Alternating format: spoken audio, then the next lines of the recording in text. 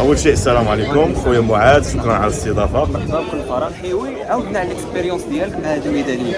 الميداليه هذه كانت رفقه المنتخب الوطني ديال بناء الجسم والفيتنس، اللي كانت البطوله ديال البحر الابيض المتوسط في دوله مالطا 2025 ديال هذه السنه هذه. يعني مازال جديده مازال اليوم جديده الدار البيضاء.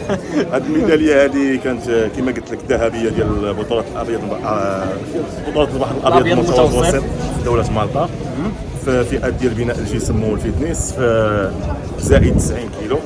الحمد لله جبنا هذا اللقب هذا يعني بعد تعب طويل ديال التجهيزات ديال التحضيرات اللي ماشي سهله.